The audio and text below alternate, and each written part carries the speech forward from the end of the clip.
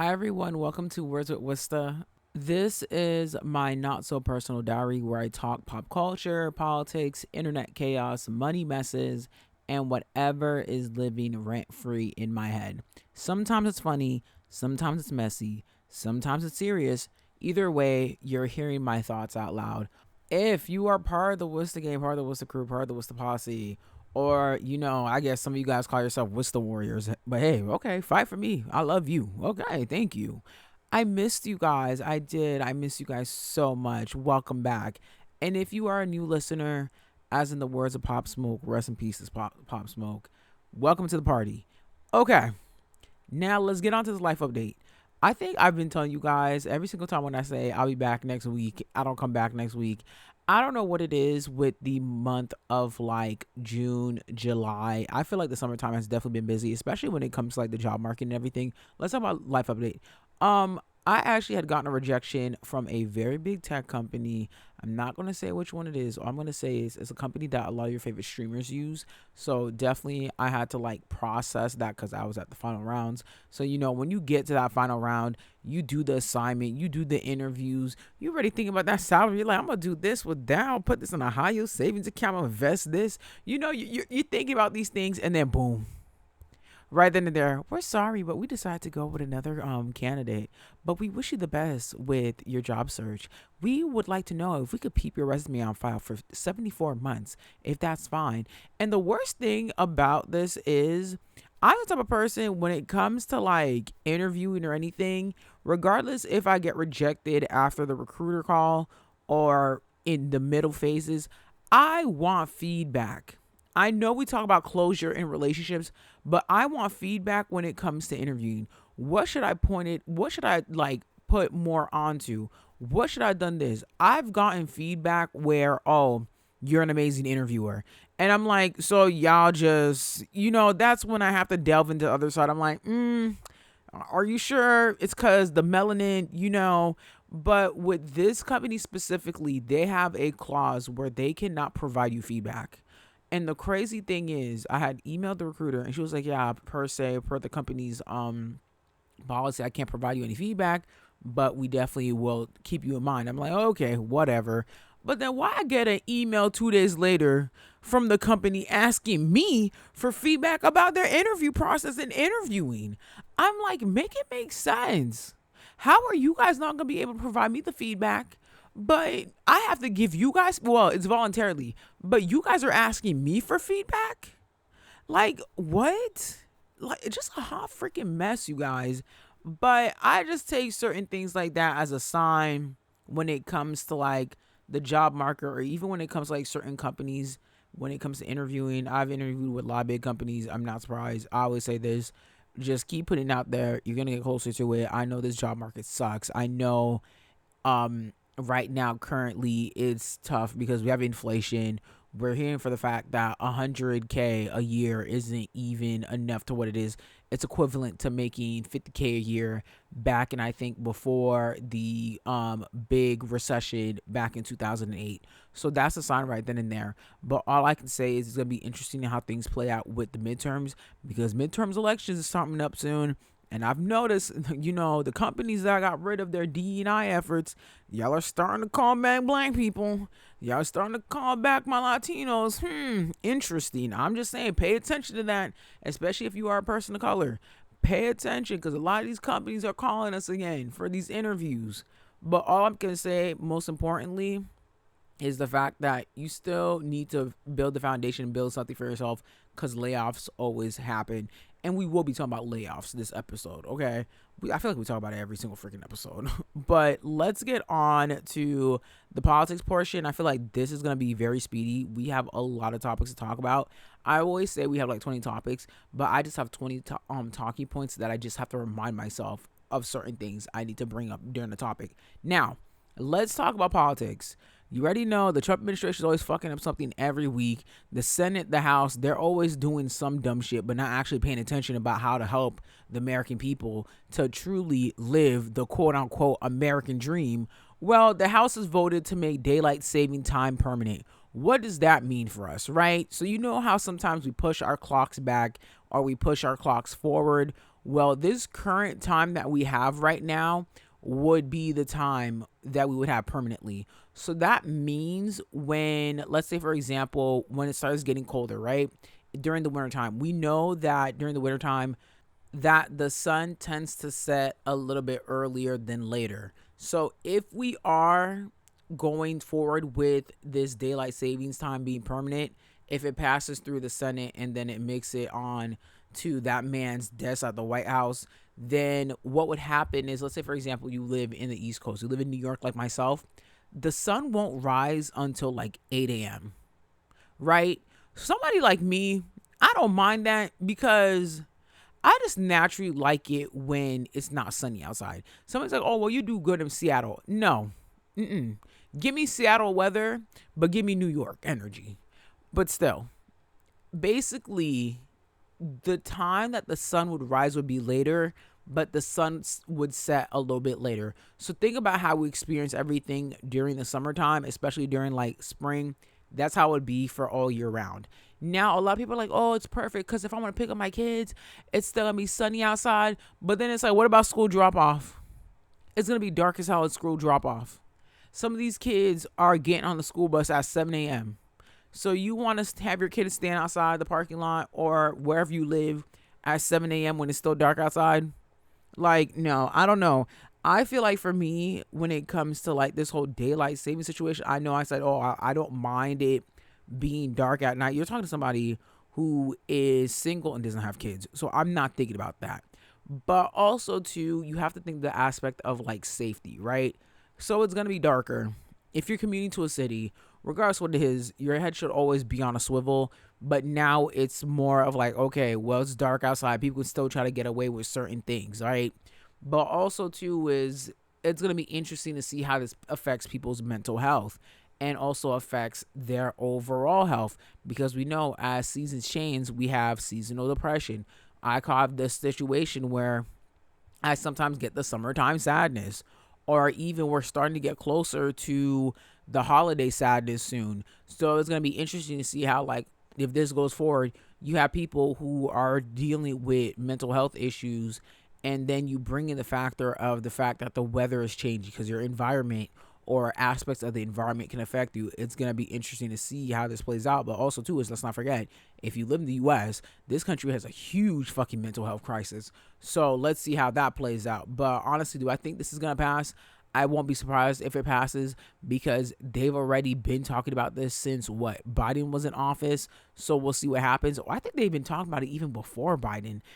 But we know there are countries that don't even follow the daylight savings or like aspect to it where you push the time back by an hour or push the time forward by an hour. But hey, it is what it is at the end of it. You know what I just realized in the beginning of the intro? My voice sounded a little cracky. Let me sip my tea. You know how like the singers before they have to perform, they got to sip their tea. I feel like for us, like podcasters or people who genuinely have to use our voices to communicate with the public, we deserve to have our own special tea moment too. So let me sip my tea. Now, let's get on to some more BS. I feel like I'm going to be all over the place just because there's so many topics. So let's talk about OpenAI and ChatGPT. So we know that OpenAI has been streamlining so many aspects of AI, regardless if it's ChatGPT. We know they had the whole situation with Sora, how everybody was making a freaking AI video. I cannot stand those freaking AI videos with the cats and where the cat is getting beat up by her boyfriend and then she ends up meeting this muscular other cat. That is fucking weird. That shows to me some of y'all are not there in the brain. And then everyone who does those damn fruit videos, I can't stand those two.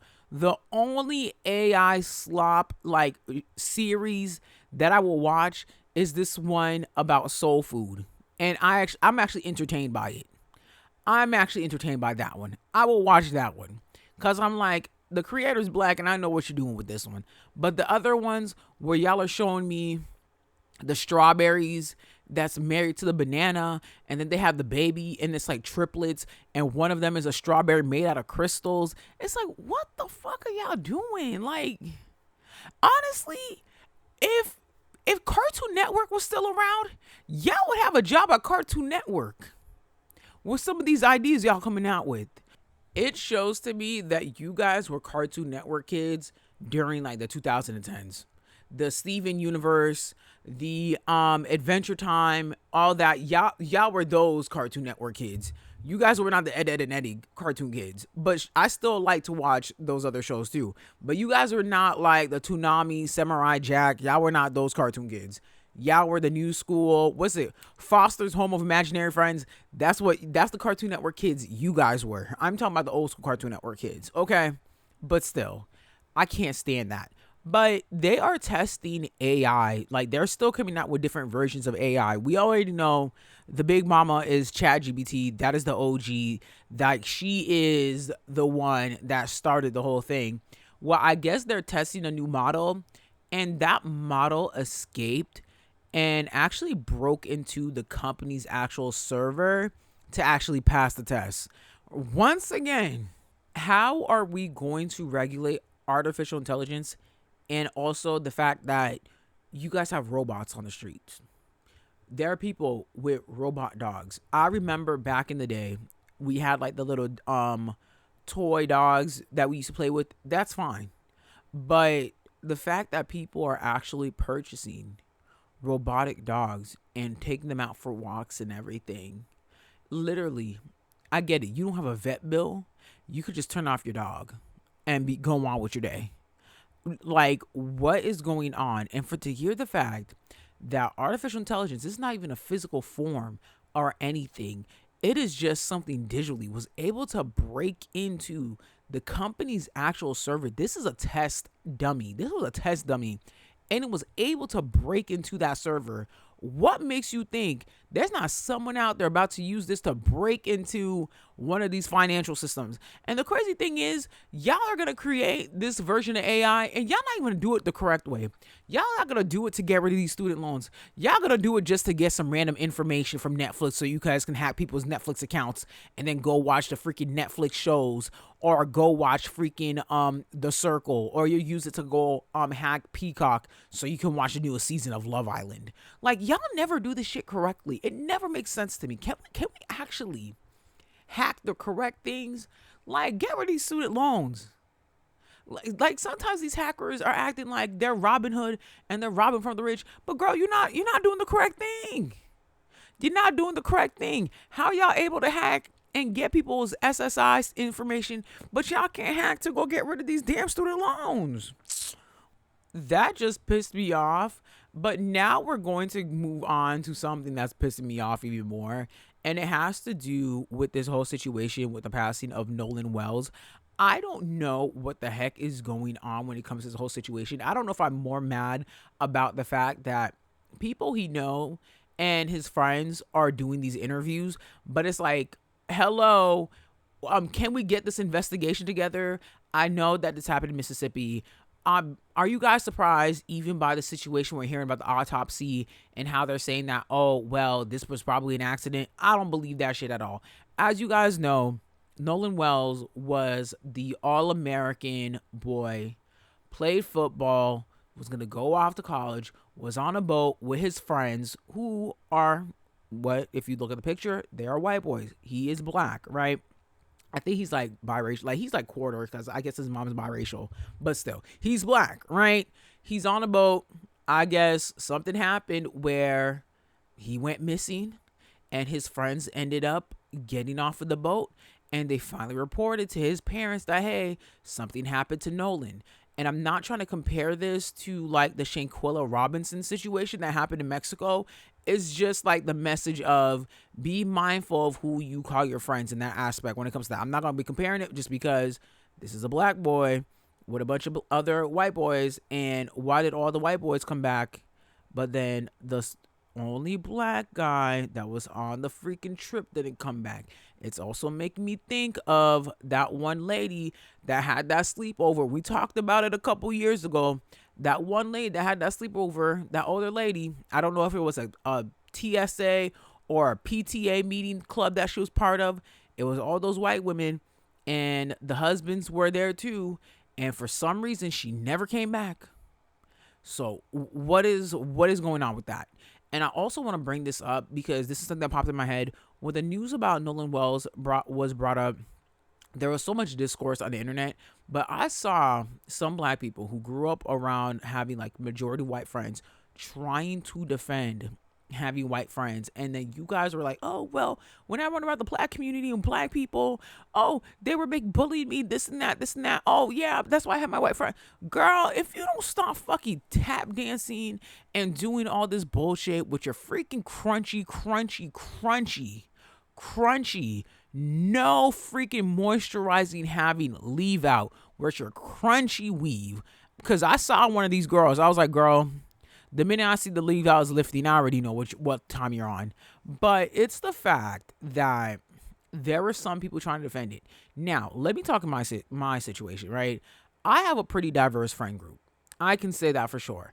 But majority of the friends you will see me hanging out with are black. Majority of the friends I'm always outside with or hanging out with are black. Now, when it comes to the non-black friends that I have, right? Have I really hung out with them? Like, I'll be honest with y'all. I don't be hanging out with y'all outside like that. I don't know. I feel like we're more of an internet friends basis, like internet friends. But then also too is I can say the aspect of me hanging out and being in a situation where I'm the only black person. I've been in situations like that on work trips. And I think for me, my parents always told me that when you are the only black person, if something happens, you are going to be blamed for it. You are going to be blamed for it. So when I went on my work trip to Detroit, right? And this was for the Detroit Auto Show. I was the only black person in our like whole team, right? And then also the partnering agency that handled Ford's broadcast division, everything, all white, right? When it was time for us to be done for the day and everybody could go dilly-dally, they were all going to go out to dinner. You know what I did? I went back to the hotel and ordered Uber Eats. Because you want to know why? Something told me, if something happens, or God forbid, still, you just never know, you're getting blamed for it. And I had a work op involved in that trip, and I was like, no, I don't trust you. I'm going back to the hotel. It worked out in my favor because my flight was late. So I had an excuse of, I don't feel good. I need to go back to the hotel, because you just never freaking know. I don't like to get myself involved in that. I know people, they might have never had those intentions. But for me, I chose that route of going back to the hotel to not be involved with that. So it's always being mindful. Even when I was on that trip, and I tell you, the amount of black people that was looking at me like, girl, you okay? You good? Watching out for you. That shows you enough right there. Now, let's mosey back to everybody on the internet having these beefs and everything like that. I just feel like when it comes to just friendships in general, regardless race, ethnicity, you need to be mindful of who you decide to call a friend, right? In the aspect for me, I have friends. So I put my friends in the same level I would put my romantic relationships as, right? I have friends I talk to every day, and I have friends that me and them will talk like here and there, right? If I haven't spoken to you in 2 years, you are not my friend. You are a friendly acquaintance. Like, I know there are people who listen to this and haven't spoken to them since like high school or college, but they message me here and there. I'm gonna be honest with you, you're a friendly acquaintance now. I support you. I'll support your businesses, everything like that. I see you, but I wouldn't necessarily call you my friend because you're not somebody I'm going to tell my personal business to. You're not somebody who, hey, oh my gosh, like I got this rejection and you're going to pour life into me. Like, for example, I have a friend, her and I talk all the time. If let's say, for example, she's going through something, I'll let her know, hey, here's something you can do about it, right? When I got my job rejection, she was letting me know a few things, right? Okay. But if I haven't spoken to you since 2014, 2013, girl, I'm not about to be telling you my business. And yeah, we can hang out, but I'm going to keep it on a swivel. I'm going to pay attention. Maybe there's that paranoia in me, because you guys know how it is with me in friendships. I have to say this too, and I have to bring up astrology. I have an 11th house Saturn. So anything of the lessons I've learned in have to do with friendships. That's why when my friends tell me about certain people, I'm like, no, she got to go. He got to go. And then the end of it, I'm always fucking right.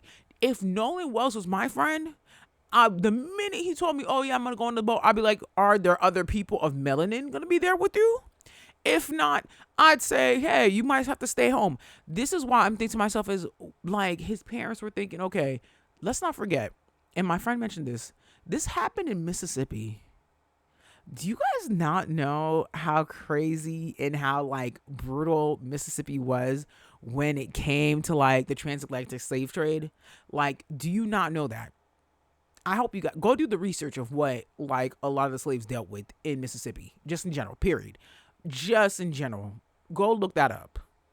And let's not forget too, and I know a lot of people were comparing this whole situation with Nolan Wells to Emmett Till, because I guess they were saying that like Nolan Wells's mom resembles Emmett Till's mom to a certain extent. I'm like, okay, internet, I get it. We're trying to make everything conspiracy. Let's not do that right now. But even think about that too. If Emmett Till was alive, he'd be in his 80s right now. Think about that. So when people are like, oh, racism is done, racism is not fucking done. It's not. You guys just want to mask it because you guys see that we're all integrated together. Well, we're all together now, so like it's no problem. It's gone. Oh, well, we have biracial children, so there's no problem. It's done. Oh, well, interracial relationships are here now, so their racism doesn't exist. No, you can still be friends with black people and be racist as hell. You can still be married to a black person and be racist as hell. You can still work amongst black people and be racist as hell. Think about how some of these people might own some of these black entities or like some of these corporations that end up buying black businesses, and then you find out that the owner is a racist as hell, right? Think about that. Okay. Got it. It's making sense. Is it clocking to you, as Justin Bieber would say? Is it not clocking? I hope it is clocking. But I think the fact that with the autopsy and they're trying to say that it's an accident, I'm like, okay, this is the Mississippi law enforcement. Already, I kind of can see what they're siding with, but also too is it's like, let's get a private investigator. Let's get somebody to privately do the autopsy, which Ben Crump is personally doing. So I can say for sure, I think there is going to be justice when it comes to the situation, because this has happened too many times. And also, they need to open that case back up with that lady and that was on that sleepover with those white women. They all got to go to jail. Sorry, Aunt Carol. Sorry, Aunt Susan. You guys all got to get locked up, because what happened to that woman? And your husbands got to go too. What happened to that woman? What happened to that woman? And for the folks that were like tap dancing and defending their white friends, girl, once again, if you have to go online to defend your white friends, that means that friend probably did something that you feel like you need to justify. You don't got to do all that shit. I don't want to hear about how you grew up in the suburbs and that you and Emily have been rocking out with each other for years, and you guys call yourselves Ebony and Ivory, and you guys have been locked in for this long. I don't care about that. I don't care. Is she being an ally for you when it comes to certain situations? Did she hold you down? Good for you, honey. But that's not everybody's freaking experience. But also for you to talk about your experience and saying that when you got around black folks, it was a problem. Let's say this when it comes to it. You cannot put the whole community and say that, oh, when I was around black people, this and that. That's like me saying, oh, well, I don't deal with freaking folks from the Haitian community, or I don't deal with Haitian Americans because when I was in high school, they bullied me like crazy. Because I could say personally right now, a majority of my bullies were Haitian. But does that mean I'm going to put every Haitian person in the same spectrum to it? No. Right? Okay. Just like how we're talking about this, and I'm saying, hey, well, yeah, there's a past history. I'm not putting that all on that community, but I'm saying y'all bad apples in your community. There needs to be a conversation about the bad apples in your community, because guess what? The bad apples seem to always keep getting away with certain situations in your community. So that's what I'm trying to bring up right now. So yeah, that's why when it comes to internet and it comes to situations like this, I'm like, okay, I'm going to read some of your think pieces, but girl, I'm tired. But still, justice for Nolan Wells and his family. That's all I gotta say. One last thing, because I did bring up the aspect of friendly acquaintance. Because I know somebody's going to be like, what's that? I'm a friendly acquaintance. When I mean that, as in, if we haven't spoken for a couple years, there's a lot of things that happen in your life, and I have to re-get to know you. That means you're a friendly acquaintance. Like, friendly acquaintance means that you have the potential to be a friend. You do. You're at that borderline. You can become a friend, but there's going to be some effort being put in to be a friend of mine, okay? It goes both ways. Because I put my friends at the same level with my relationships. When I get in a relationship, I'm still going to be talking to my friends all the fucking time. That's just me, because I take those things very seriously. Now, I had to say that. Also, when it comes to family members, because I know some of y'all listen to this, just because you family, you could be a friendly acquaintance too. Just saying, I'm pointing that out right there. Y'all know I might be shading one of y'all, but just let you know. You could be a friendly acquaintance too. Don't think, oh, we're cousins. Nope. Y'all get demoted too, honey. Just because we share blood doesn't mean you can't get demoted. I know somebody's going to call my mom, be like, you don't hear what your daughter's saying on the podcast? She trying to say this. Shut up. Well, since we are talking about family, I just mentioned that for a second. You know, when you get married, you begin a new family, right? Well, before you begin that new family, depending on your situation, right? If we're going by the most standard what society sees, as in you get married, then you have your kids. Well, we know the main thing after getting married is you have your honeymoon. Well, let's talk about this. So a Wisconsin woman was actually on her honeymoon, but her honeymoon got ruined by having diarrhea because guess what she had, you guys? She had cycloparalysis. I know I'm pronouncing that shit incorrectly. She had the freaking lettuce diarrhea situation. So we already know right now there is a sickness spreading throughout, which has to do with consuming lettuce such as iceberg and romaine, but then also berries such as strawberries, blueberries. They're saying that they've found fecal matter in these vegetables, which I personally think y'all are just not cleaning your freaking berries and freaking lettuce, because how are y'all getting sick? You're not cleaning your stuff.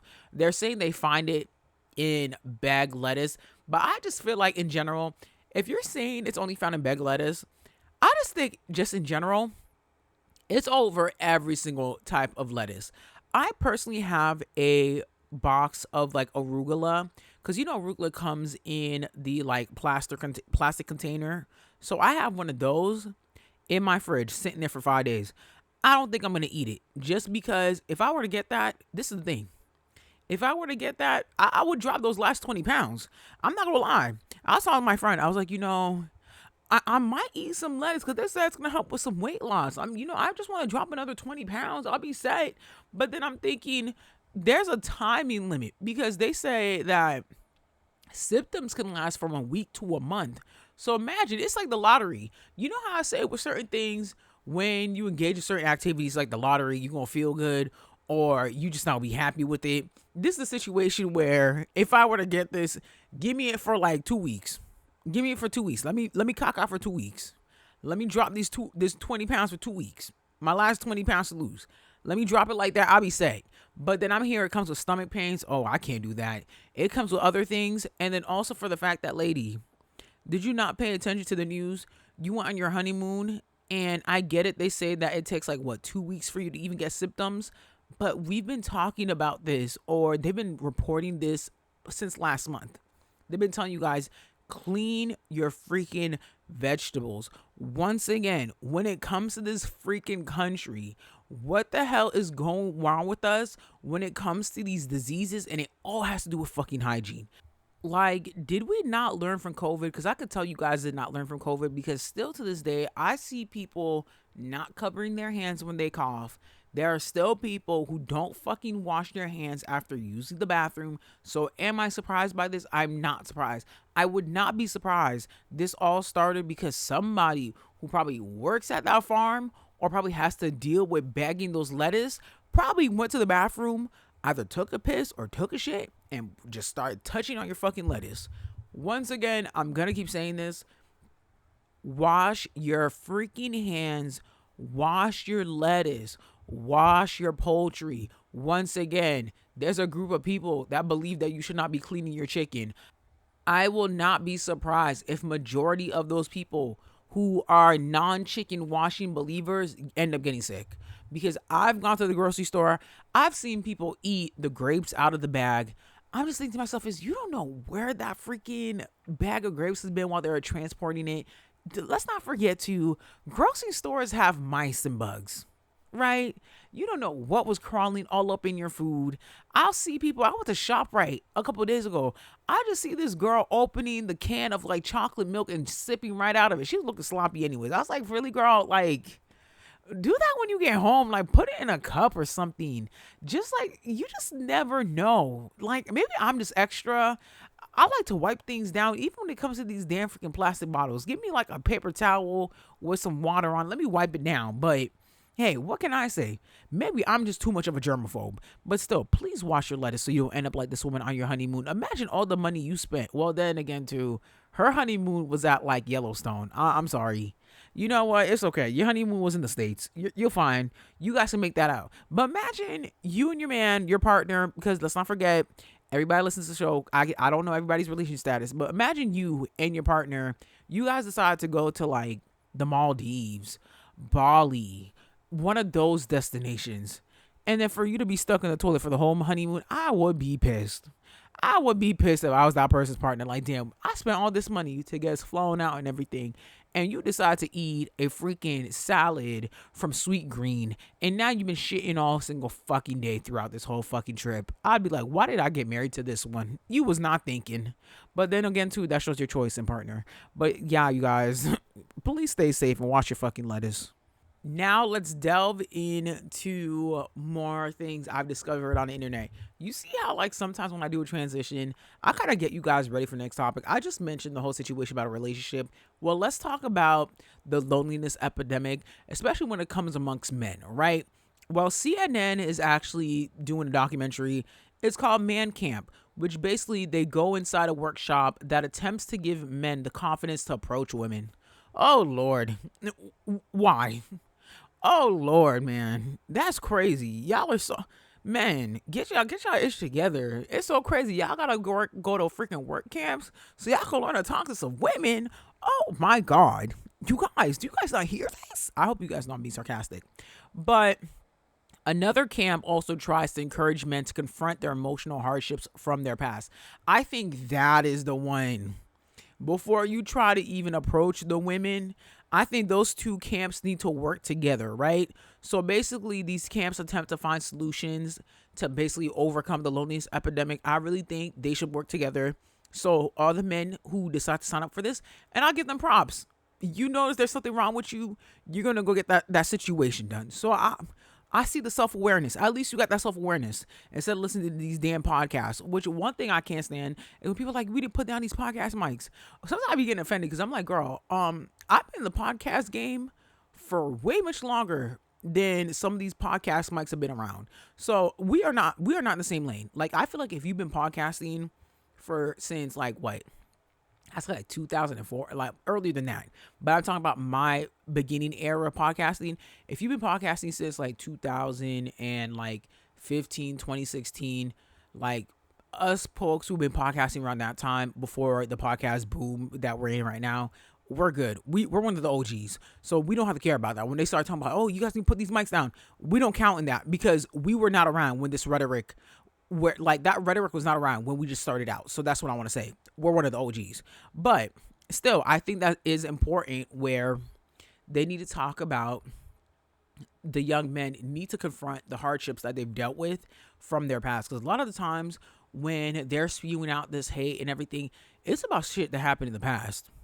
And sometimes it's not even crazy stuff. It's like, oh, well, this girl said I wasn't cute, and now I'm going to hold it in for this long, right? And I know I'm talking as the person who says, yeah, I be holding grudges sometimes, or I don't forget things. But it's to the point where sometimes, bro, you just got to let that shit go.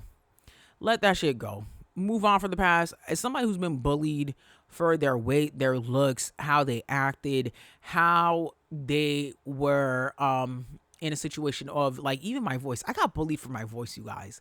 And think about it. I look at the people who bullied me today, and they ain't shit. So, like, I had people who bullied me and try to apologize because they're like, damn, I did this. I'll take your apology, but I don't forget shit. You can't be my friend. You are just a low-level acquaintance. You're like, you have levels for acquaintances. Low-level acquaintances is, if I see you in public, I remember your face, but I don't acknowledge you. But, it could be like that, but I think that is important that there needs to be a platform for men to really kind of get that self-growth and truly realize that you don't have to be saying all these extra things to actually get women, because honestly, the average man can't really be pulling women. And I can even talk about it when it comes to these pop the balloons.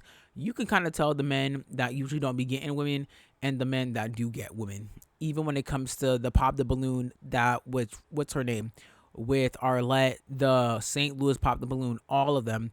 Go watch what's his name? Go watch T Pendel and his reaction videos. He drops a lot when it comes to how you can notice how if these dudes is getting none or if they're getting some. He drops a lot of that. So go watch that. But still, I think that workshop is very much needed. I will watch that documentary and give you guys a review. But it's the fact that some of y'all got no confidence to approach women. Damn. What are you gonna do? Oh my God. But I think the most important thing is the camp that is encouraging men to confront their emotional hardships, because we do need to emphasize and talk about the aspect of like men's mental health and the importance of how can we overcome that, because there gotta be a situation somehow, some way, so we can move on and we can get rid of some of these red pill podcasts and get them out of here. Because I feel like the red pill podcasters, they need to attend these classes too, because the way you guys are talking, I could tell there is something from your past that is still hurting you deep down inside. And I heard that the Tate brothers got arrested, so it's kind of seeing how that shift is going on. It's like the passing of Kevin Samuels. Now you're seeing the Tate brothers are getting arrested. I won't be surprised if something happens with Fresh and Fit. Also too, we will be talking about the World Cup, but there's a picture of Kylian Mbappe with one of the guys from Fresh and Fit, and then they were trying to say, oh, well, Mbappe probably supports them. I don't think so. I saw that picture. It looks like he was just taking a picture with a fan. Maybe they were on the same boat, or they might know somebody, because sometimes too, like, you might know somebody who knows somebody else too, and you end up in the same location, or they probably snuck in and he just took a picture with them. Doesn't mean he really knows them, but still, I can't put anything past people. But still, I think this whole man camp documentary is going to be interesting to watch. I will definitely give you guys an update eventually soon. But let's move on to the next topic. Wow, you see how slick I am with these transitions? I brought up Mbappe and talking about the World Cup. Well, now we need to talk about the IRS and how they are basically on the hot seat over potential cash grab from Spain's World Cup winnings. And some people are calling it a ripoff. Well, we know that Spain has won the World Cup and they're getting a huge prize. I forgot how much it is. Isn't it like $50 million? Well, guess what? The IRS said this happened in America. We are going to tax you guys. We need 30% of that 50 million. You know how pissed off I would be that, dang, I spent a whole month in the US basically going against every single team, every single country, and finally winning this damn freaking World Cup for y'all to say, oh yeah, we taking your taxes. We take your taxes. But it makes sense, because guess what? This happened in America.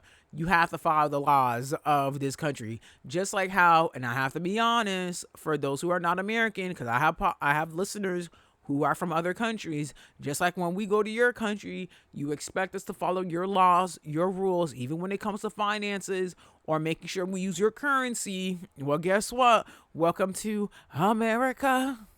You might have to tip the waiter or the waitress. You're going to have to do this. Well, guess what? Come and pay some taxes. Not surprised. I'd be pissed, though. I would be pissed. They're probably thinking like, dang, now I can see why some of these Americans want to leave America, because they have to pay taxes. Oh, they're probably pissed off because they have to pay taxes. But hey, it is what it is in the end of it. Yeah, you're going to get a certain percentage of that winning money. But guess what? You guys get to go back to wherever you live and play for those teams, regardless if it's Real Madrid or if it's some of the other teams involved as well too in the Premier League and everything, and you'll be making your millions. It's okay. You know, God got you for the next one. You know, you'll make that money back. You know, y'all love to say, you know, I lost it today, but I'm gonna make that money back and more. So it's fine. But everyone's like, it's a ripoff. It's a ripoff. But it's like majority, this like whole game happened. Majority of the games happen in the United States. What do you expect? You're gonna pay taxes.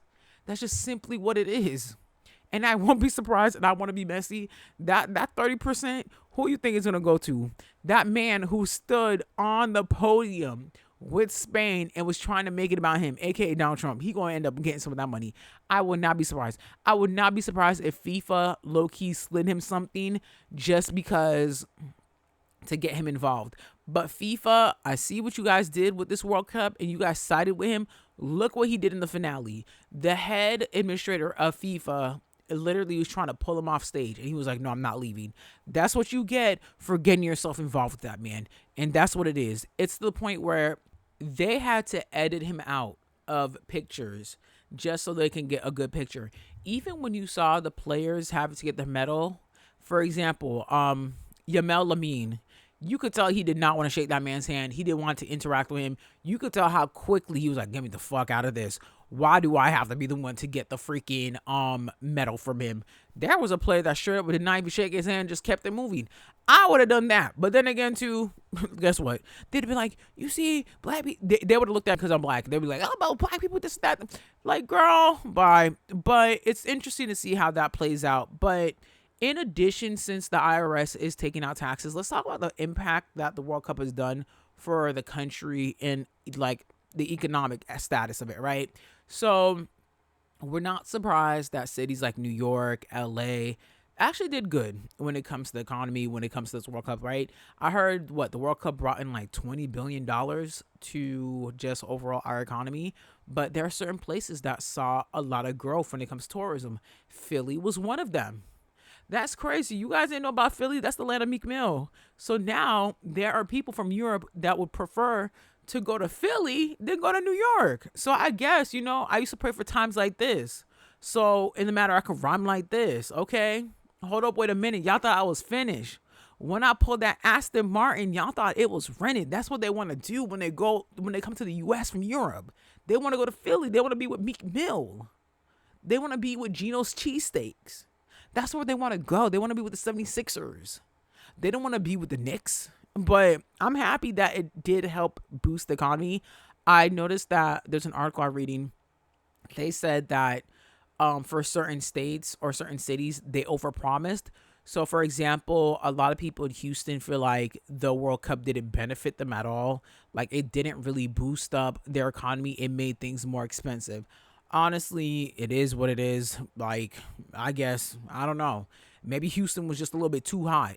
Or it's just the fact that were there really that many games in Houston to think of? Because I feel like majority of the games were in New York, Boston, LA, Miami. Like, you had some games in the South, but like the big heavy hitter games were in those like huge major cities. Houston is a major city, but like compared to like a New York, yeah, I just have to be honest. I know I have people from Houston who's listening to this, and I'm right. I'm right, honey. You know it. Okay. And I know you're shaking your head and you're agreeing with me. But still, it's interesting to see how that played out. But it did bring tourism to Boston because a lot of like the players from Scotland and everything and the Scottish folks were loving Boston. Am I surprised? No, because it kind of looks like they're home. But then also, it kind of brought us all together and saying, okay, currently right now, the political phases of all these countries, we're fucked right now, right? But we can all come together, embrace each other's culture, and see how the human beings, we can all get along as long as we bring a cultural aspect to it. And as long as it's sports brings people together. But then also, we do need to talk about the racism that black players experience, which we've talked about it before. These Argentinian fans, I'm happy Argentina did not win. I'm happy. Yeah, it exposed a lot of things about you guys. Yeah. Because how the fuck do you guys come to America? You're in Miami, and you're trying to call black people the N-word, the hard ER, and you didn't think you weren't going to get your ass beat? Guess what? You're in new territory right now, okay? Thank you. Now, let's talk about people getting fired, layoffs, just in general. So now we're just going to talk about the job market. Okay, well, let's talk about Ford. I know you guys know I actually did PR for Ford. I got to the Detroit Auto Show, everything like that. So let's talk about the fact that a worker at Ford was fired for allegedly stealing $8 worth of Doritos and other snacks, right? And all he just wants is his job back. It's to the point where I guess he has basically pulled out his 401k just to take care of his family. It is crazy. How y'all gonna fire somebody for allegedly stealing $8 of snacks? Let's sit down for a second. And I was talking to a friend about this because we were talking about this old agency that we worked at. They still work at the agency. The agency shuttered, but moved on to a new agency. I don't work there no more, right? And they used to always have snacks, right, in the office. I will say this. If I have to commute, walk through 40th Street or 41st Street to get to the office, if I have to walk through Midtown Manhattan, I am going to get a snack. And I'm going to take some snacks with me. It's known. People be taking snacks with them to go home. Or they take some snacks to take with them. It's free. What the heck? It's on company's policy.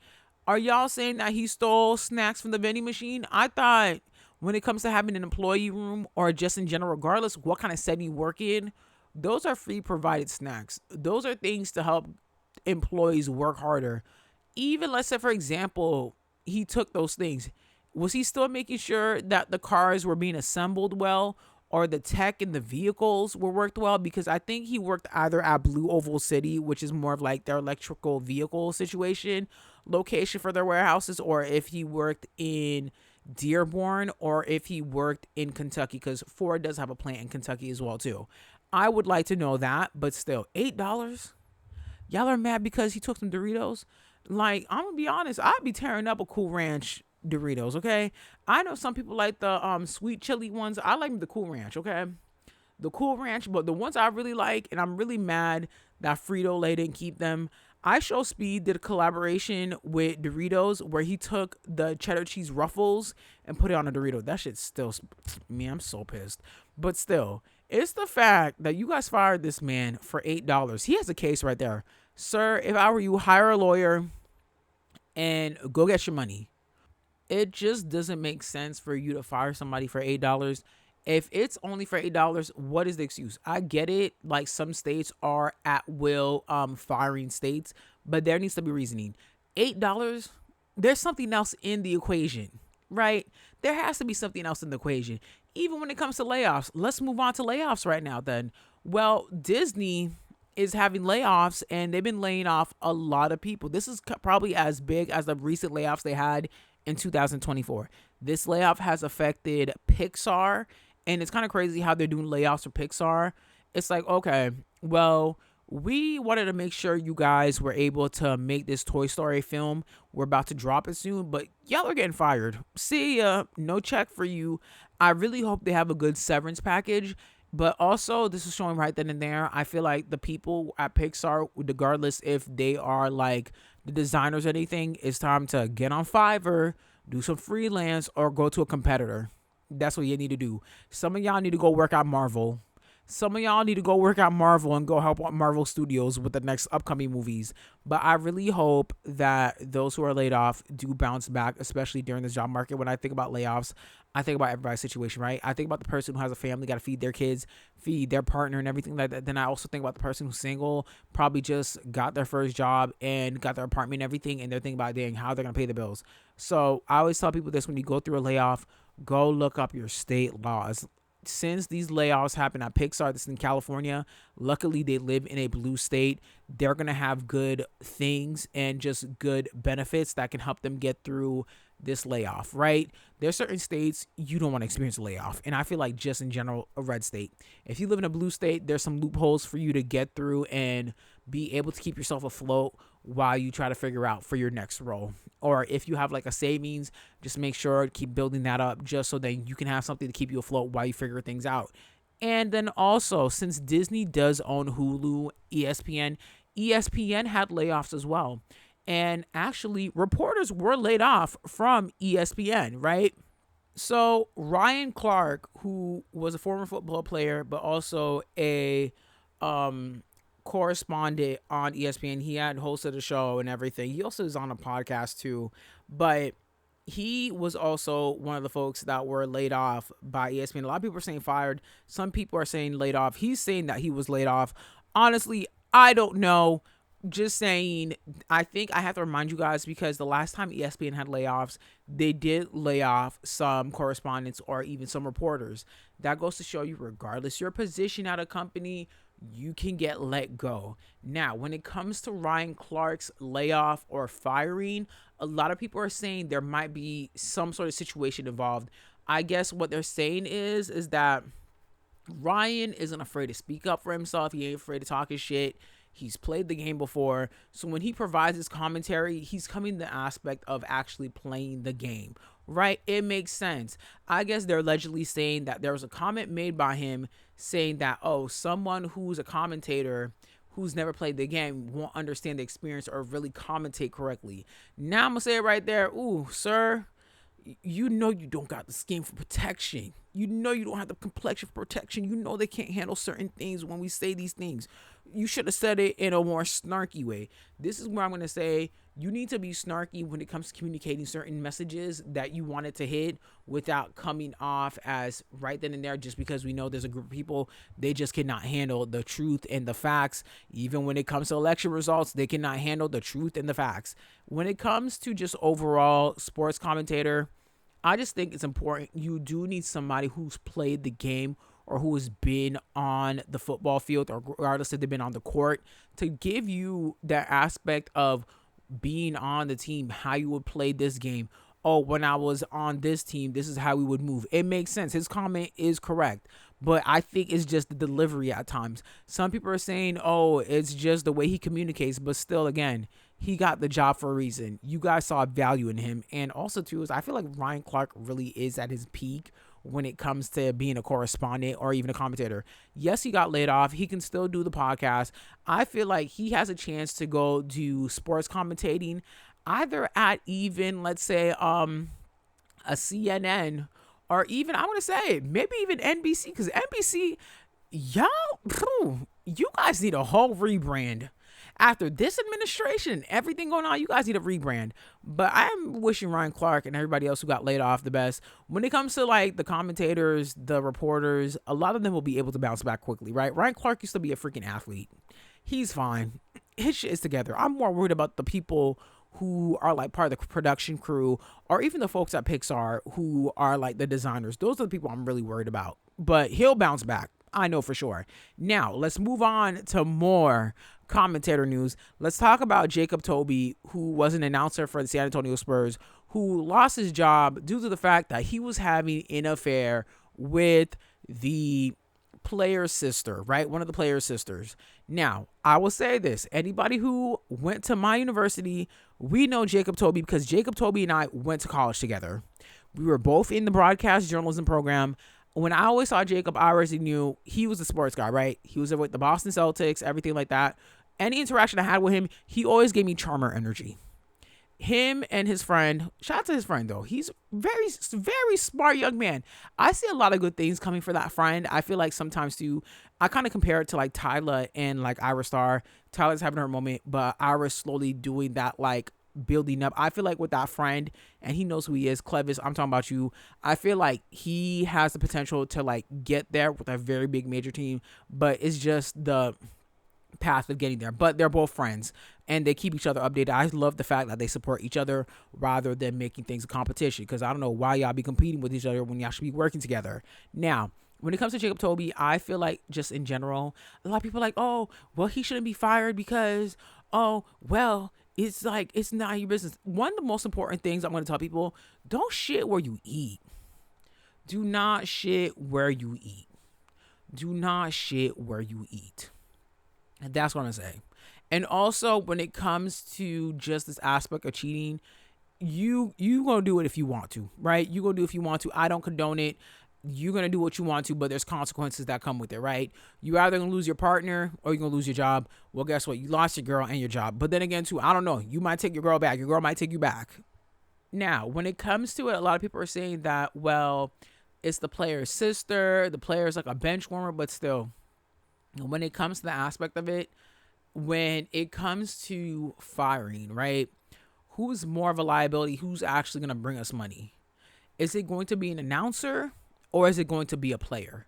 A player is going to bring you more money than the announcer because, once again, some of y'all did not know who Jacob Toby was until this whole situation with the Spurs.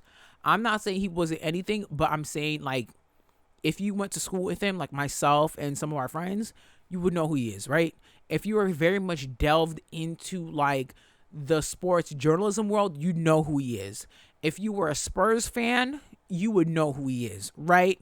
This didn't go popping off until this whole cheating scandal. So that's how we're introduced to you as. I think it could be an opportunity for him to go back to Boston. Now, he's currently back in Boston right now with his family, right? He can go back to the Celtics or trying to work his way through. Honestly, I have to say it, go through the podcast route. Go make a YouTube channel. You have options to it. Now I'm going to say this. What next time, Jacob? Because Jacob, I know you're going to be listening to this because somebody's going to share it to you. One thing about this podcast, in college, I was a menace because everybody used to share this show. But Jacob, all I'm going to tell you is your next role, please don't shit where you eat. Please don't shit where you eat. Think about the consequences before you do these certain actions. Another thing too is I'm wishing you the best when it comes to your career. This is just a block that you have to work through. Just get through that. But next time, please just be faithful. Be faithful to your girl. Do what you got to do. You're a good sports commentator. You're a good journalist. I've had conversations with you, but I need you to tone down that charmer energy. I will personally say this myself. I can look at somebody and my brain has a one word. It says right there.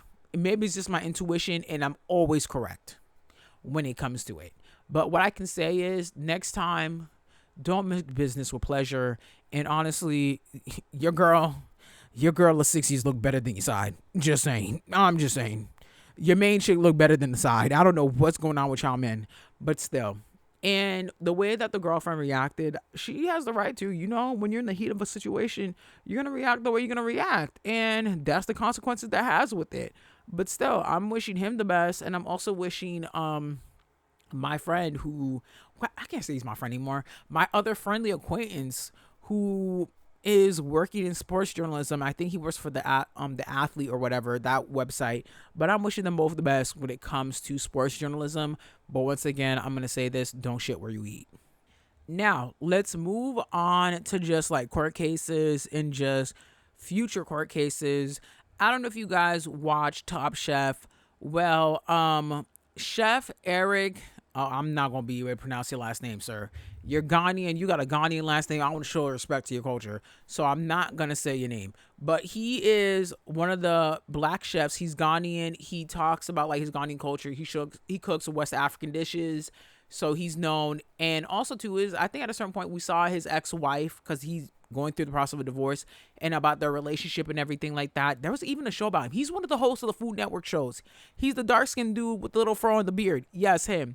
You know what? Let me try to pronounce the last name. So Chef Eric Adepong has been barred to being alone with his daughter after abuse findings. And it is crazy. And when my friend sent me the news, I was like, what the heck? Because I was watching a video of him and his wife like a few years ago. And he was like, yeah, I love my wife, this and that, this and that. To hear about situations like that, that really goes to show you how like good PR or even how people are able to mask certain situations going on in their lives.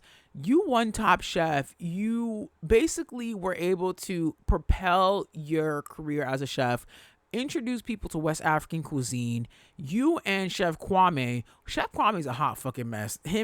That's a hot fucking mess. I don't know what it is with these Top Chefs. Y'all are just hot messes. There is too much going on. They need to do a background check, or whoever's doing like the media relations, the PR for you guys. Y'all are just hot messes, but the characters too. But then again too, when you go on a show like Top Chef, just because they're on a show like Top Chef doesn't mean that they can't have any certain situations. Why we have to realize too is just because they're a public figure doesn't mean they can't be a scumbag. Really wishing the best for his ex-wife and his daughter, but right then and there, I guess he's saying that, oh well, it's a very nasty divorce in that certain situations she's trying to say this about him. I get it. When you are married, it's all lovey-dovey, but once the aspect of divorce happens, separation can really show you people's characters and people could change, right? When it comes to the aspect, if they found findings of abuse on your child, that tells me enough. You did something, sir. And especially since the judge has barred you that you cannot be around your child, there was something going on. I don't know what kind of tactics y'all are using to discipline these children, but still, go be a gentle parent. But still, if you have to be barred and you cannot be alone with your child, that's a problem right there that you need to work on, and just there needs to be something going on. with that. I was shocked when my friend shared me that news. So yeah, I don't know if he has any restaurants in the New York City area, but I do know he has some restaurants in like Maryland and everything like that. But once again, wishing the best for the child and his ex-wife. But Eric, you caca. Now let's talk about a potential court case that's currently in the workings out in Tennessee. A mother of the name Kendra Scott has been charged with murder after allegedly shooting and killing a man she found hiding under her daughter's bed. So Kendra Scott is 36. She has I think the daughter's like 13 or 12, and she found a 20-year-old man under her daughter's bed. So this has been causing a lot of chaos on TikTok. I've seen too much shaming of this young girl. Well, what they're saying is actually this young girl was talking to this 20-year-old guy, and she actually paid for his Uber to go to her house. But still, I'm not going to blame the child on that because she's still a child. I feel like a lot of people don't realize too is 13, 12, 15. A lot of the times they're mimicking whatever they see on social media or what they've seen their parents do or what's around their environment. I'm not saying her mom's doing that, but I'm saying social media could be an influence, right? We're hearing rhetoric about people getting flowed out. Where all my scamming ass niggas at, right? Spending that Bukoya back. Like, if you listen, engage in those things, even with kids, they're curious about those things. We see it on TikTok. Let's guess what? Kids are always on TikTok. If they see in the For You page, they might want to interact with that, right? But it's the fact that I see that there are grown women defending this 20-year-old man that passed away and saying, oh, he's innocent. Oh, he has special needs. Girl, I do not care. That man is 20 years old. And if he has special needs, regardless what sector it is, let's say, for example, it's one where he needs assistance. Where was the person assisting him? How did he end up there? So how did he end up going in the Uber? And also, too, is just because they have special needs, there's still a set of mind. I've interacted with people who are of special needs or may be on the spectrum, and they are able to do plenty of things. Some might need assistance, but they're able to comprehend a good chunk of things. I feel like you guys forget shows like Love on the Spectrum. Like, it shows you how they interact and everything like that. Let's not blame it on that, because there's still that aspect of morality and understanding. So I don't know why people are trying to say, oh, because he has special needs, you're trying to make an excuse. That is still a 20-year-old man. That is still a 20-year-old where they can comprehend some aspect of it. Also, why is he hiding under the bed? Why did he go over there? How did he get in? Like, y'all need to make it make sense. And the mother said she had to do what she had to do. She had to protect her child.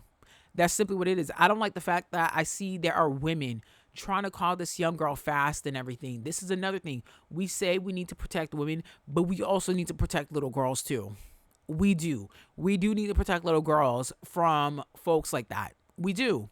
And it's the fact that there are some of you guys really defending this young man. Really shows to me that some of y'all are pick-me's. Some of y'all are fucking pick-me's. Pick-me's. You got women who are in their fucking 50s defending this man. I'm like, wow, some of y'all are really male identified. Really male identified. Why aren't we showing love and support to that young little girl? We don't know what she experienced. We don't know what's going on. We don't know what's wrong with her mental health. A mom did what she had to do to protect her child, and now she's literally behind bars and could potentially be doing some time in prison. Like, that is crazy to see that. And the fact that I see some of you guys disrespecting this little girl, I'm disturbed and disgusted. But then again, too, let me not forget, it's the internet. This is why I keep reminding myself, I really wish the internet was separated. I wish to enter certain aspects of the internet, you had to have a certain IQ level, or you have to take a survey based on that for you to even enter into that doors. You know how great it would be on social media if we can all be based by our IQ or our interests. It would be so much easier than having to share a whole space with everybody where some people are literally saying, oh, well, that girl's fast and everything like that. But it's like, you know what? Whenever I see women coming after that young girl, I always tell them, put yourself in those shoes. Were you doing the same thing? Because something's not doing right. And then it's the fact I seen some boy moms saying these things. I'm like, girl, I hope you do know. I noticed that boy moms, they will do so many things for their sons. But then again, too, when your son gets older, he ends up being a piece of shit or he ends up hating you, bitch. Get it together. But I hope the best for Kendra Scott and wishing her the best and wishing the best for her daughter. When it comes to the family of that young man, I don't know what to tell y'all, but still, I know there's probably somebody listening to this. Well, they're probably gonna defend him too. Girl, you're a pick me. And honestly, I don't think that people who are male identified listen to the show. But still, if you gotta do a whole bunch of things to defend a man and you still won't get him, like, girl, what's the point? I can't stand when there are some women who will throw other women under the bus for a man. Majority of the time, y'all be throwing other women under the bus for men that don't even clean their freaking belly button, girl. The next time you talk to that man or you think, oh, you about to do something with him, tell him to stick his pinky in his belly button and tell him to smell it and tell me how it smell like. And that will tell you his hygiene, because a lot of y'all don't take care of your belly buttons. Now let's move on to just overall everything celebrity news and some things that caught my eyes throughout this week and the past 2 weeks and also today, because there's a lot of things that popped off, you guys. Well, I talked about the Today Show for a second, and I don't know what kind of bad juju or what the heck is going on at the Today Show. We know the whole situation with Savannah Guthrie and her mom Nancy. They're saying that basically Nancy is no longer here, so they're moving on from that. They're also saying that Savannah will be taking a break from the Today Show because she has a new television opportunity. That's going to be interesting to see with that as well. But then also, let's not forget about the intruder that entered into the Today Show and was looking for Al Roker, and he interacted with Craig Melvin and said some crazy, disgusting, disturbing things to Craig Melvin. And guess what? Craig Melvin is also leaving to the Today Show for a little bit too. You see, man, NBC, there needs to be a switch up, something. NBC, the Today Show has not been the same, and I'm going to keep saying it. The Today Show has not been the same since you guys gave Megyn Kelly a fucking show. I said it. Since you guys got rid of that time slot with Tamron Hall, Al Roker, and that other nice young lady, it has not been the same. It has not been the same since Tamron Hall has left. But guess what? Tamron Hall is flourishing. So I love that for her. But I don't know what's going on with today's show. It seems like, and I'm going to sound conspiracy theory, those specific interviews they did with those folks is just interesting. Once that happened, everything's been popping off. People are going missing. People are not staying around. What's next? Like, please make it make sense. Seriously. Now, let's move on to just more things revolving New York, because they do shoot the Today Show in New York. The Jay-Z concert. Everyone's auntie, uncle, even my sister, they all attended that Jay-Z concert for all those nights. I will say, very iconic, very important, but Yankee Stadium, I see what you guys did. This man came back to his city, did a homecoming performance. He gave y'all Beyonce. He gave you guys Blue Ivy Carter, Rihanna, Nas, so many New York legends. And for that Sunday night show, you guys had people literally standing online 4 hours after the show was even supposed to start. The show didn't start until 11 o'clock. People didn't get home until 3 a.m. Some people had to leave early before the show even started, because guess what? They got jobs. They got work the next day, Monday. I personally would say this. I have to blame customers too, because if you know you're going to a concert on Sunday, put that PTO for that Monday, just in case for situations like this. But my thing is like, what made you guys think that this wouldn't happen, that people weren't going to try to sneak in to Yankee Stadium? Hello, this is a Jay-Z comeback show. This is the anniversary of the freaking Blueprint. Were you guys not thinking about it? This is literally the anniversary for some of his iconic albums. I'm so annoyed. I'm trying to stop myself from stuttering because I'm pissed off at Yankee Stadium. It's the fact that people were crowding amongst each other. They had a one stand line where one person was scanning tickets and another person was checking people. Make that make sense. Make that make sense. Honestly, Jay-Z, next time if you have to do this again, go do that shit at the Barclays. Go do that shit at Brooklyn, or go do it at Madison Square Garden. I know Taylor had her wedding, but still, this was just a hot mess for that night, but you still did your thing. Now, let's move on to more things. I feel like I want to get all the musicians out of the way for these topics, so let's do that. Belcalis, come here. Belcalis, Almanzar, Cardi B, my Bronx sister, Prima, Hermana, Vini, Bumpalavo. Let me talk to you, baby. Cardi, we saw a picture of you with that half Nigerian, half white soccer player, Maduka, with Okoye, whatever his last name is. That one.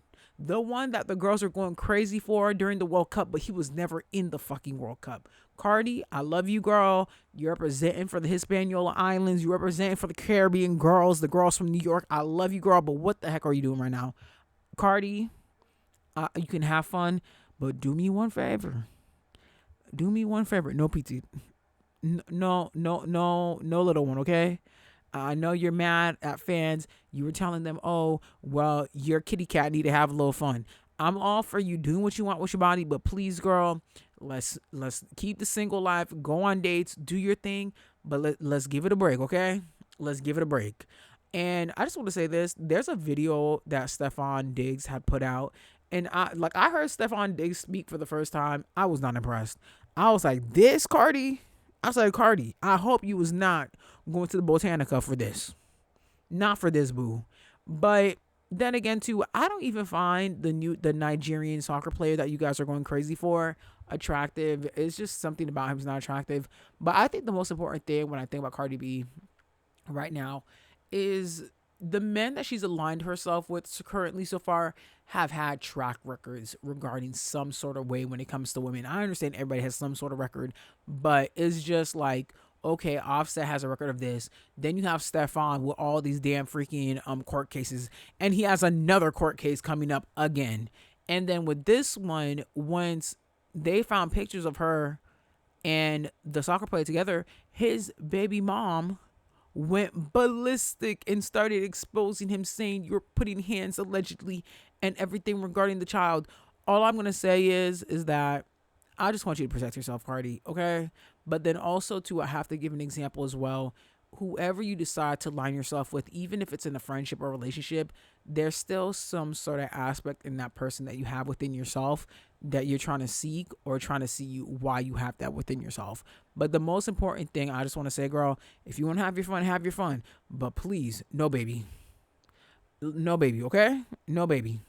Please, no kid. Have your fun, girl, but no kid, okay? Have your fun, but no kid. And I personally say this, that soccer player is not attractive. Not my type. Not my type. You guys know when it comes to athletes, my friends know there's only one athlete I'll entertain, but I'm not going to say his name. And no, they do not play soccer, and they are not in the NFL, but they are in the NBA. But you know what? This is transition, so we can talk about Megan Thee Stallion. So they are saying that Klay Thompson has won Megan's heart back and that they are allegedly together. Megan, I love you, Megan. I have a soft side for you because we share the same placements when it comes to astrology to a certain extent. So I have a very soft side for you. Megan, girl, you already posted everything on Instagram. I need y'all to live up to your raps. I get it. This might be one of those guys where he's probably the better option than what you had previously, but girl, you can get way much better than this. We've seen what you pulled. I know you can do better than this. I really just want you to lock in, focus on yourself, go give us some music, go keep building your brand. You have your fragrance. Just keep building that brand. I really know. And I think the thing is too is it's showing us, okay, so then everyone's willing to tolerate certain situations, right? And I think when they had gotten together and a lot of people were like, yeah, he's going to be so good. Anyone who's been following like pop culture when it comes to dating or even the wags world with the wives and girlfriends, Klay Thompson has never been like faithful to his previous partners. There's some athletes y'all be saying, oh yeah, he's faithful. And I'm like, girl, no, he not. But you know what? What can I say? There's one couple. Y'all love to call them the poster child of black love. I'm not going to drop their names. But girl, just know that man is, that man putting that woman through it. But one thing I can say for sure is that, okay, well, you guys got back together.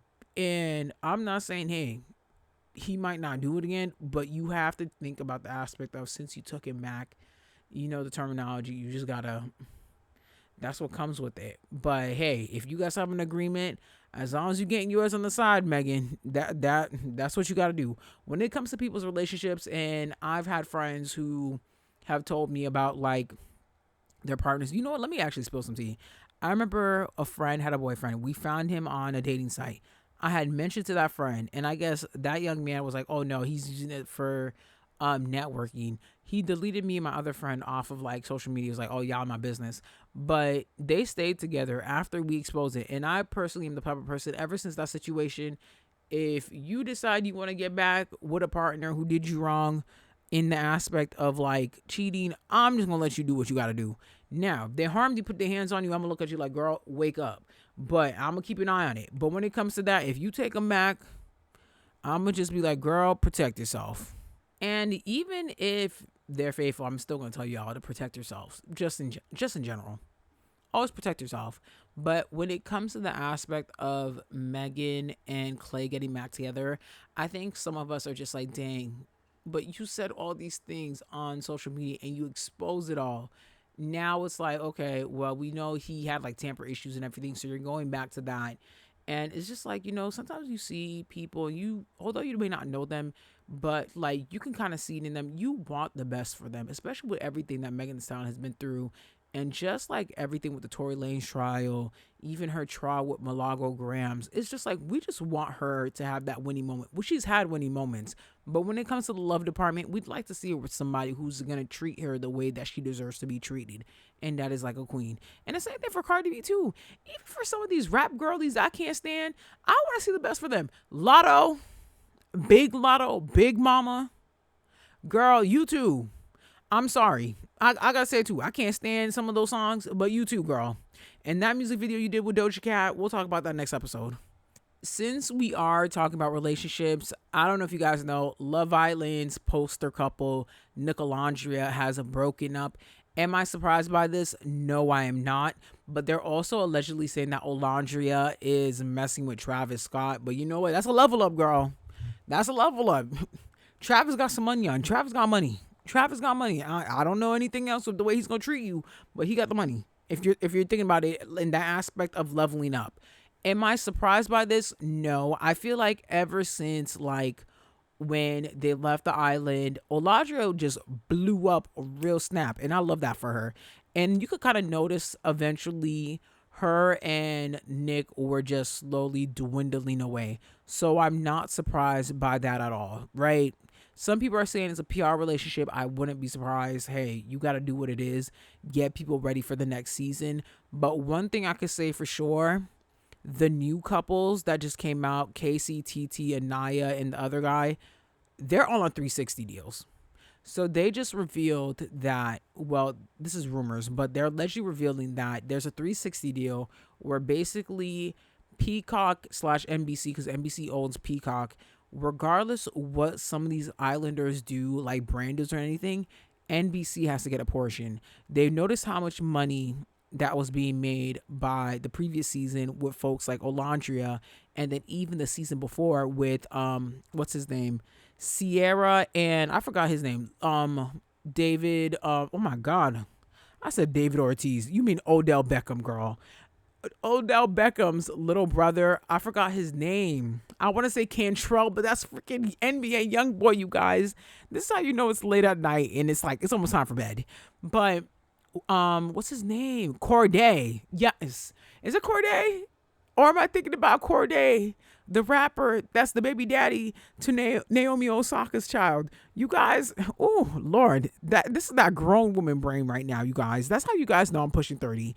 But just in general, the previous couples have been making money, and making a lot of money from it and getting a lot of these brand deals. And NBC wants the cut from that because they missed on the opportunity. It makes me think about the fact that Fox, when Empire came out, they were taking a cut from any brand deal that Jussie Smollett and Bashir Gray was getting at the duration of their time on being on Empire. And this was like a big thing people were talking about when that happened. So I think the most important thing is when it comes to reality TV, or regardless whatever entity you decide to join when it comes to entertainment, read that contract and make sure you get a lawyer who's not has no close ties to anyone within those corporations, because that happens a lot. We hear too many times where artists are using lawyers from their record label to help them close their deal, which is freaking stupid still to this day. So dumb. But even with that, it's interesting to see how that's going to play out. It's going to be interesting to see how the hype with this current season, if it's going to dwindle down or if the parasocial relationships will be intense. I want to see how the Nickelandria fans are acting, because it's like, okay, your favorite couple broke up. Who are you guys going to follow? Because honestly, when it comes to the equation of like a couple breaking up, we're always going to support the woman. Like, hello, no shade, Nicholas. I was never going to support you. Olandria is always going to get my support. But still, it's going to be interesting to see how it plays out for him, just because it's like Olandria really was bringing in that factor. But then also, when he gets into a new relationship, just know that the OG Love Island fans or like the parasocial obsessed fans are gonna be on him. Okay, we have 3 more topics. I really want to talk about Streamer University, but I want to give it its own portion. Let me just give you guys a quick snippet though. Streamer University this year, top tier.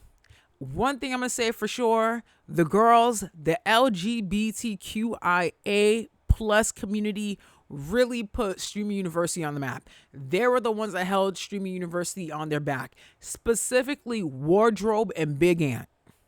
Those two right there. And then also when it comes to like other streamers that really had Streamer University on their back, Blackboy Max. Who else? What is his name? The one that was making the carne asada. Benji did a good job. But Benji, no shade, I was mainly watching the black streamers. I'm just be honest with you. I'll watch a little thing here and there, just to be a supportive ally. But I was watching mainly my melanated folks. Now, did we ever address the situation with some people who did not get into Stream University and they were mad because Kai Cenat was basically bringing in more black streamers? I think I spoke about it last episode, but I'm going to reiterate this, right? Kai Cenat definitely had a diverse group of streamers, right? But think about it. Kai Cenat is what? He's black, right? Okay. He's going to bring what? He's going to bring people from the diaspora together. You had Black American streamers. You had Haitian American streamers. You had African streamers. You had streamers who were from the UK that went to Streamer University. So for people to complain and be like, oh, this and that, I just mentioned Benji. Benji is Latino. There's another girl named Wendy.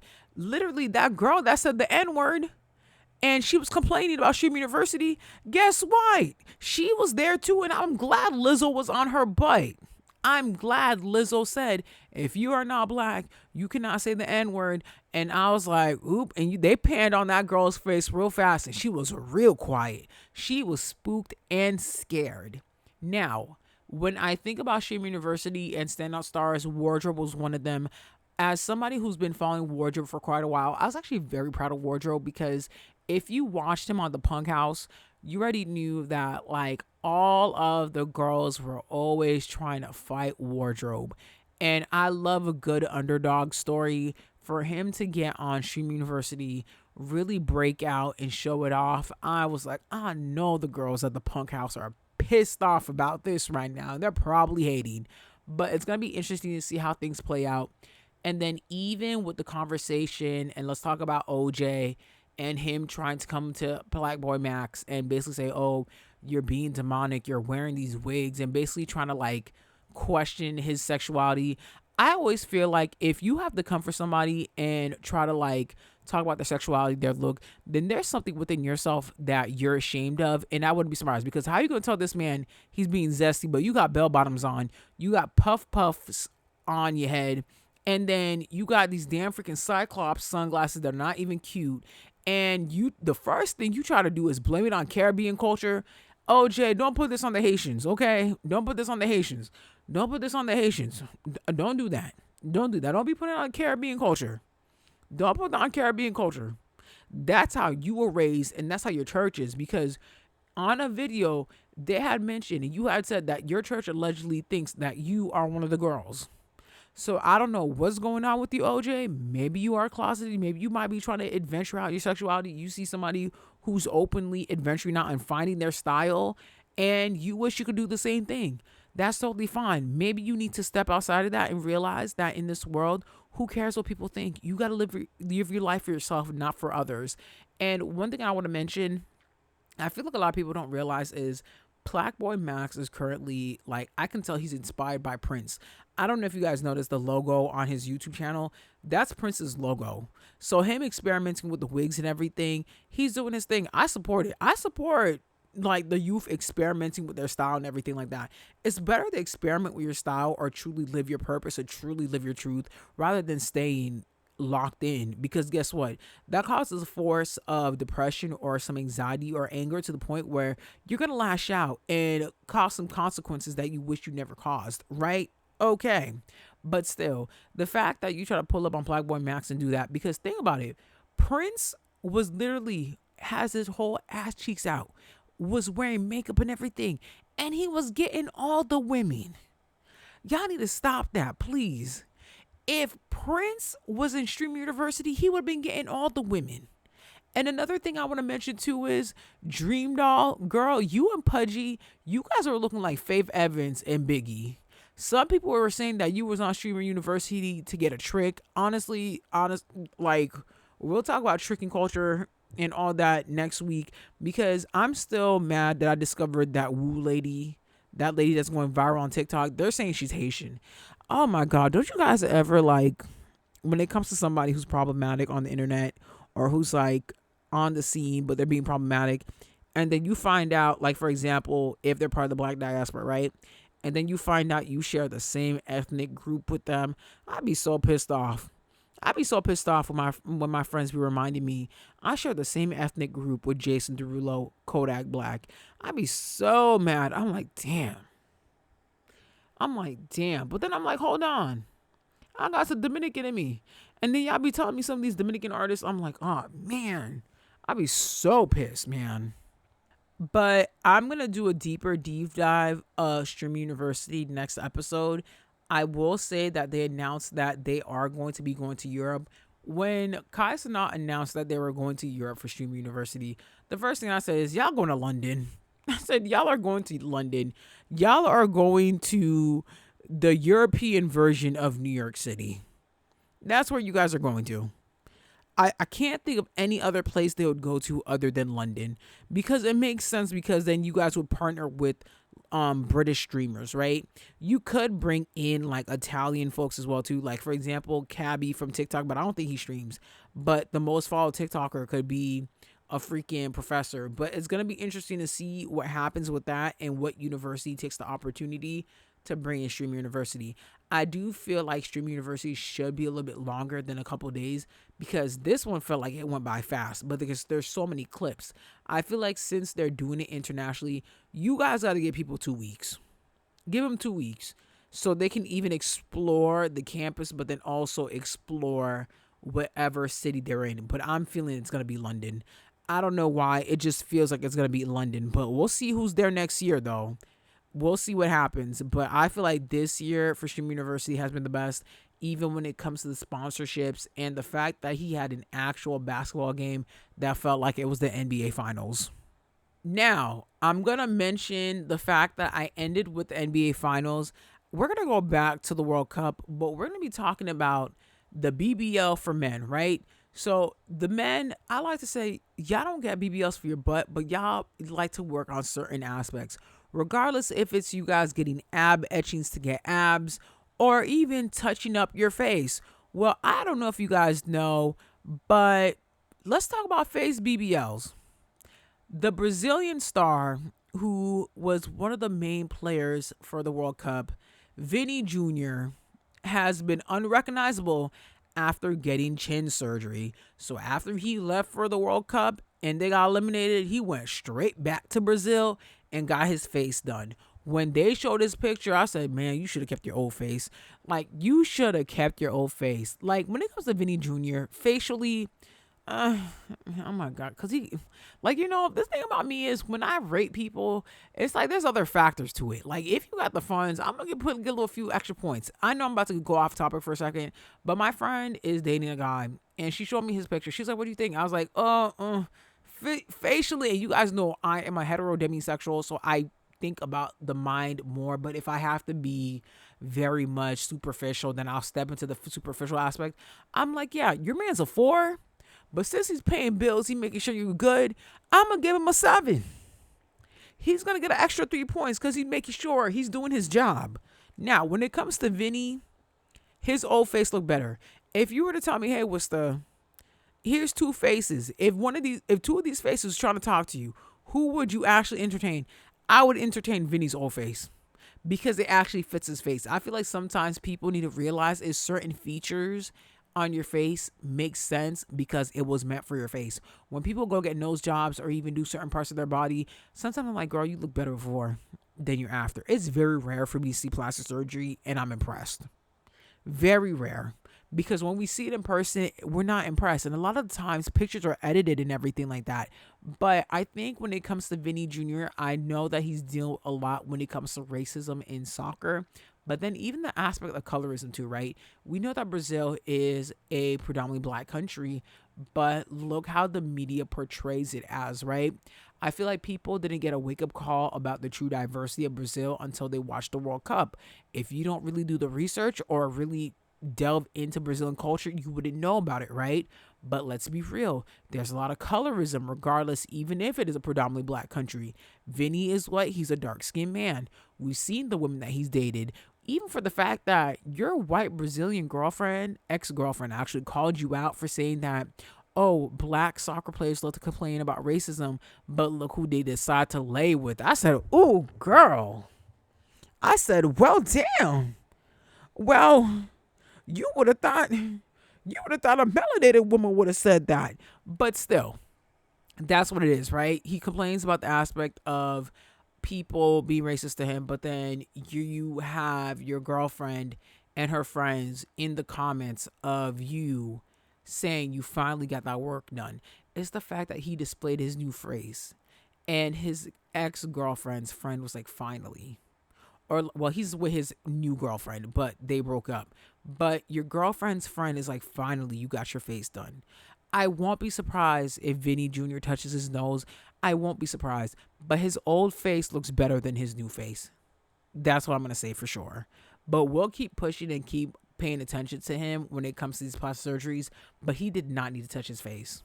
He didn't have to. Now, I'm going to end this topic with like a money matters, because we do talk about money messes on the show.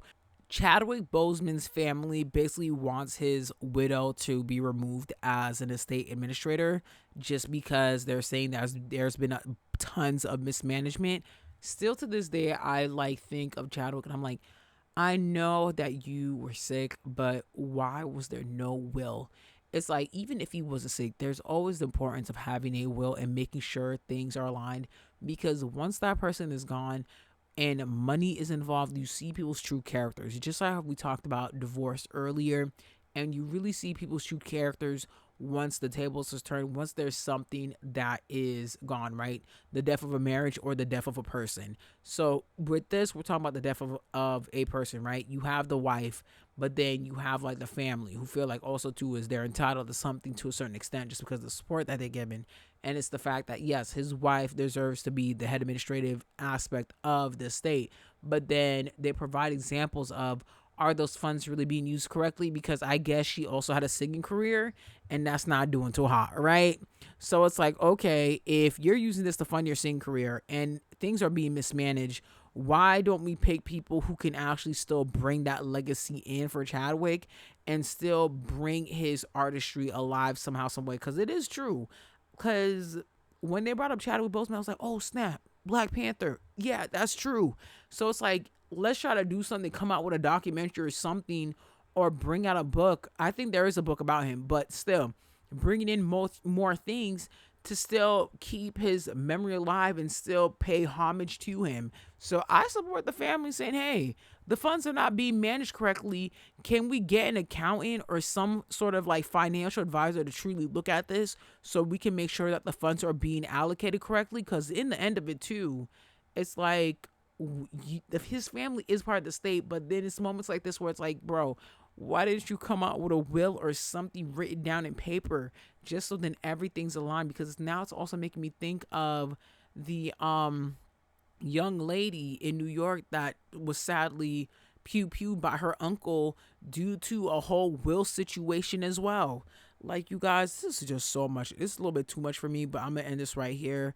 You guys, thank you so much for listening to Words with Wista. You can find this podcast on Spotify, Google, Apple, wherever you found this podcast, or you got follow, you can follow it on YouTube as well too. Yes, follow it on YouTube, listen to it on YouTube, subscribe, share it with your friends, write a comment, please.